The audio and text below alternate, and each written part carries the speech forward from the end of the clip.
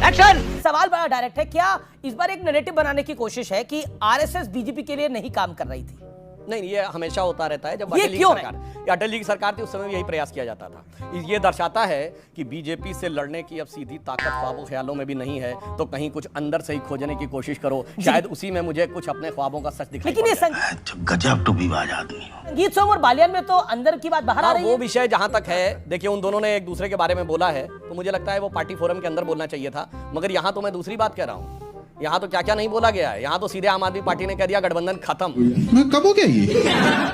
चलिए वो तो पार्टी और गठबंधन उनकी तो पार्टी लड़ रही है, आपके कुछ नेता लड़ रहे हैं। इसमें रहते हुए कांग्रेस के नेता प्रतिपक्ष अधीर रंजन चौधरी ने बंगाल के लिए कहा there is no democracy in Bengal. Okay सत्य। मगर उसके बाद भी वो कहते हैं दिल्ली में ममता जी चाहिए to save the democracy in the country. क्या भाई साहब कुछ ज्यादा नहीं हो गया? ठीक है, अब सवाल कुछ ऑडियंस के, कुछ 2-3 सवाल जो पूछना चाहे। आपका क्या सवाल है? खड़े होकर पूछिए सवाल। सर, सुधांशु त्रिवेदी जी से मेरा सवाल है कि नीतीश कुमार जी का और चंद्रबाबू नायडू जी का इतिहास काफ़ी अच्छा नहीं रहा है। वो पलट जाते हैं, सरकार गिर जाती थी, पिछली बार भी एक वोट से सरकार गिर गई थी अटल जी की।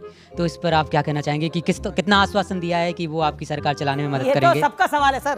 अच्छा बोल, तुम्हारी समस्या क्या है? बोल। सुनिए सर, इस सवाल में किस प्रकार का नैरेटिव और कितना यथार्थ है मैं बताना चाहता हूँ। 1995 में हमारा नीतीश कुमार से गठबंधन हुआ। 29 साल में 26 साल नीतीश कुमार हमारे साथ रहे, 1.5 साल के 2 स्पैन छोड़ के।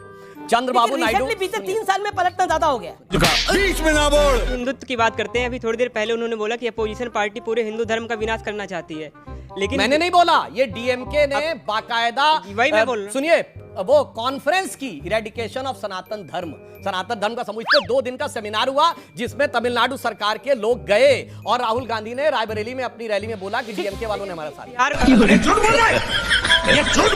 बिहार में जीतन राम मांझी जी बोलते हैं कि राम काल्पनिक है, उनको आपने नहीं मंत्री बना दिया। ये बोल रहे हैं, उनको आपने मंत्री बनाया है। उन्होंने हमारे साथ रहते हुए कभी नहीं बोला। सुनिए, हमारे साथ रहते हुए कभी नहीं बोला, उनकी उपस्थिति में वंदे मातरम जय श्री राम के नारे लगे, इनके साथ रहते हुए बोल रहे हैं। अच्छा, हमको सिखा रिया है। संसू जी से है, उन्होंने कहा कि कांग्रेस सरकार में इंदिरा गांधी को भारत रत्न दिया तो वो गलत है, तो क्या मोदी सरकार में नरेंद्र मोदी के नाम से स्टेडियम बनाया जाता है? सुनिए एक मिनट मैं इसका जवाब देना चाहता हूं। जी सुनिए मेरी बात। ठीक है, सवाल सुनिए मेरे भाई, सुनिए बेटा, इनको मैं स्पष्ट करना चाहता हूं। भारत रत्न देने वाली जो कमेटी होती है उसका चेयरमैन प्राइम मिनिस्टर होता है। समझ रहे हो आप?